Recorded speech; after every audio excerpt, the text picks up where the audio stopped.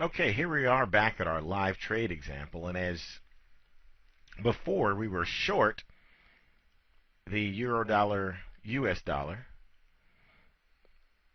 And let's take a look at where we are today. And this is the very next day.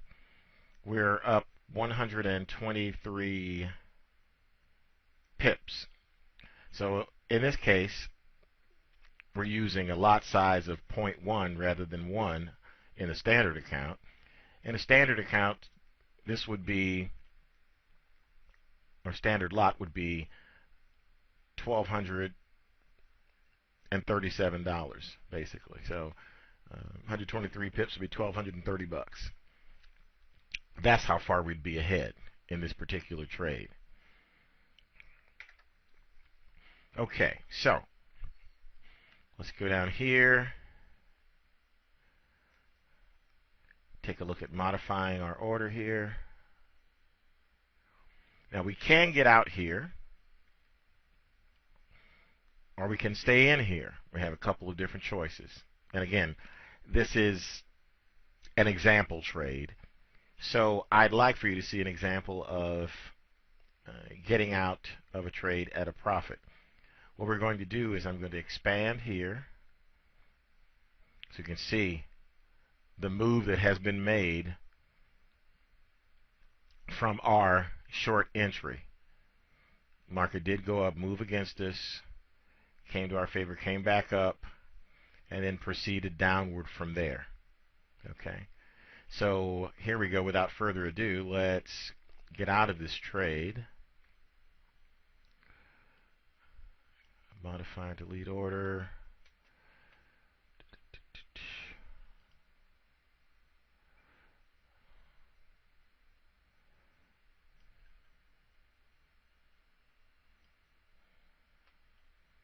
Okay, we're going to close this out. So put instant execution. I'm going to close the sell out, and more. The market's still moving down.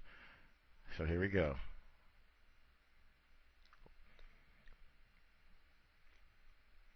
All right, that's it. Now, as you'll see, that trade's completely closed out. Let's go back over here. And this is something that you always check. There's no profit target line. There's no stop loss line. So there are no pending orders. That is a good thing. That's exactly what we want. The order here canceled out the stop loss, canceled out the take profit, and closed at 1.47134. This means our profit on this particular trade was $125 because we're using a 1/10 lot size, standard lot size. In a standard account, that would have been 125 times $10 per pip, which would have been $1,250, which is fine. Now, there may be people out there thinking, well, why in the world didn't we go for that $1,250?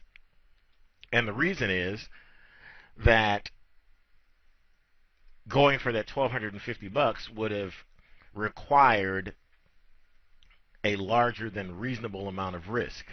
That would have required that rather than our stop be $233, that our stop up above this point here on this weekly chart would have been $2,330. That's almost 50% of our initial equity. And here we can see all the things here from our trade, the details. 120, a little bit over 125 pips. So we're happy with that. That's a very, very, very simplified example of a complete Forex trade. Now we're going to have more examples. Do not worry about that. Examples you can follow along with. You can place the same trades in your charts, which I would actually prefer that you do. so that you can see everything that's going on. Now, one additional thing that I'd like for you to do is to, on your chart, I've already done it here, is to create a monthly chart to add to our particular profile here. Okay, now I can close this chart and I'll show you how to create it on your own. Okay, we go up here, new chart. Okay, you see it's our standard chart there. We're going to go to templates, go to candlesticks 1, and there you go. And we go up here, hit the plus sign, make that a little bit bigger for us. You can see that's still hourly, so we go up here to monthly to complete a longer time frame, and there we have a nice beautiful monthly candlestick chart. Okay, so we can easily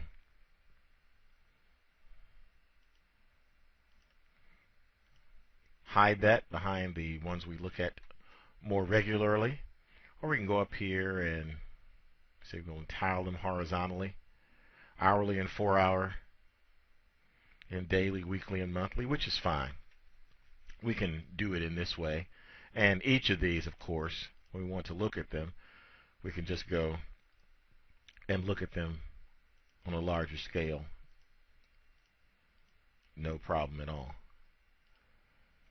So now this is what we're looking at. I wanted to include the larger time frame of monthly just to give us some additional perspective and really go top down.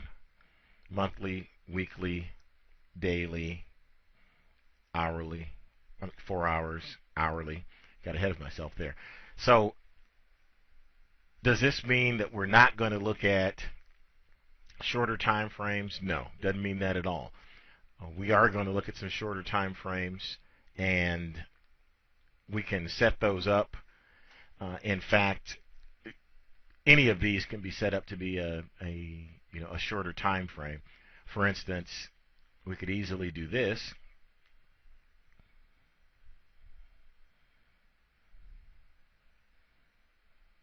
Okay, that's saved as that. So let's just say we want to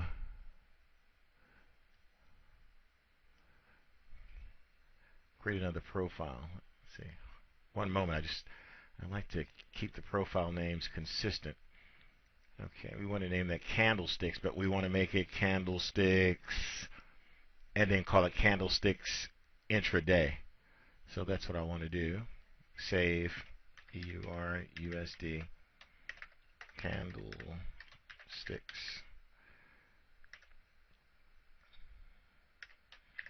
intraday and put it as 1. Okay, intraday 1, because most likely we'll have more than one particular type of candlestick chart. And we save that profile. Go back over here.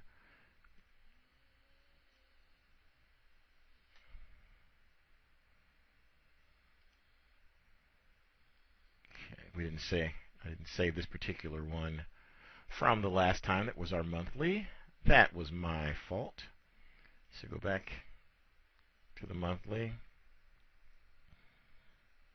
and expand it. Okay. You can always hide it behind there if you wanted to. Or you can do something standard and then just go through and you're all set there. So we want to save that.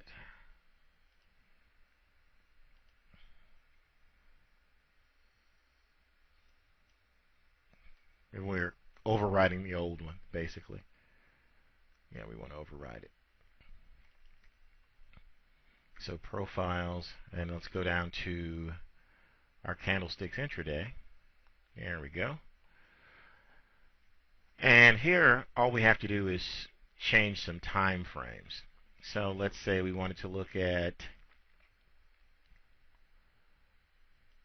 a 5-minute chart here, and a 15-minute chart there.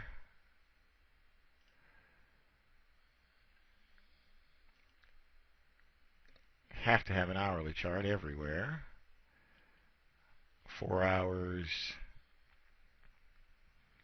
And down here, we're going to go with daily. Okay. So there we have that. Okay, so go back over here to profiles. Let's save as Euro dollar US dollar candlesticks intraday 1. And save that.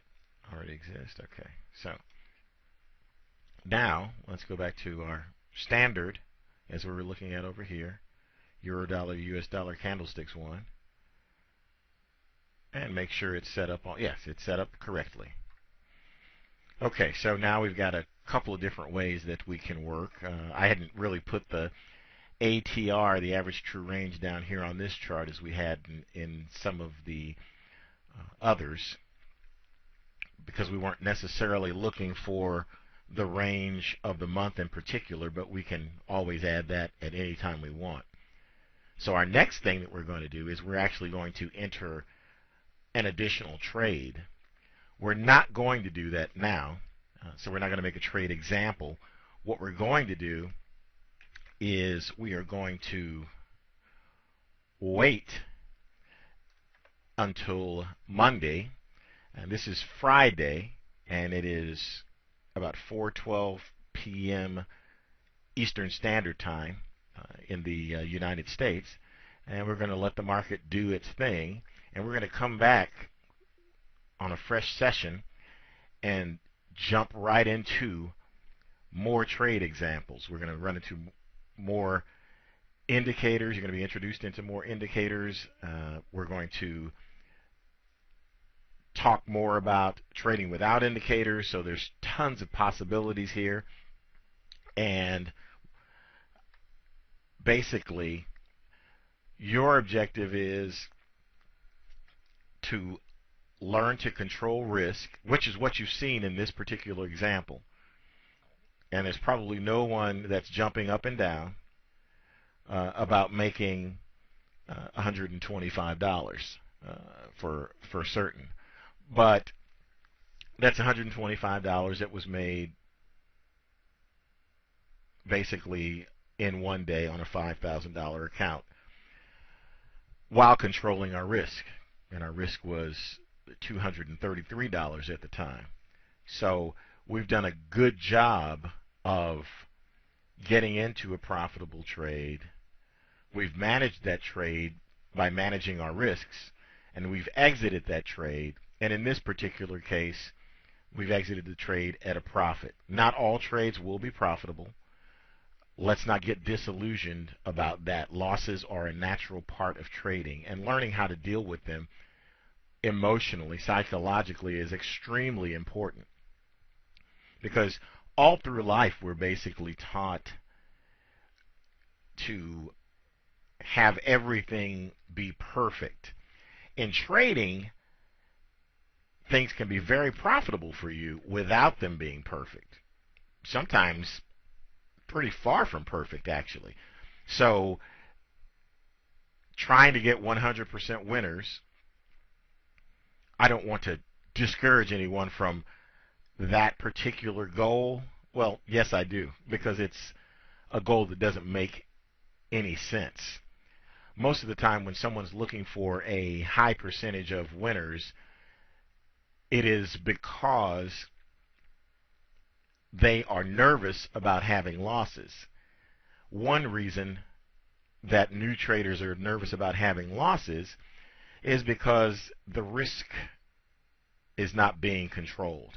For instance, in our previous trade, had we been trading a standard lot of $10 per pip, then risking that 233 pips times 10 would have been a big chunk of our initial equity. But by scaling it down and risking a small percentage of our account equity, we placed ourselves in a position to trade in a much more relaxed fashion. $233, if it had turned out to be a loser, it's not the end of the world. At $2,330, it turned out to be a loser. Well, how many more times can we have a losing trade of that type? Well, one more time, and then we're no longer trading Forex. I hope that makes sense. And I know I emphasize risk control, risk control, risk control, discipline, discipline, discipline. And I sound like a broken record, and that's good, because everyone else that you come into contact with in the Forex arena should be telling you the same thing. Control your risk. So this is what we've done, and we've ended up with a successful trade at this particular point in time. This one is a profitable trade, and we're going to look, as I said before, at a lot more exciting live examples, so you can see it where the rubber meets the road. I'll be placing the new orders here, and we'll just be chugging along. So I'll look forward to seeing you in the next module, where we're going to look for an entry point for our very next trade. Thank you very much.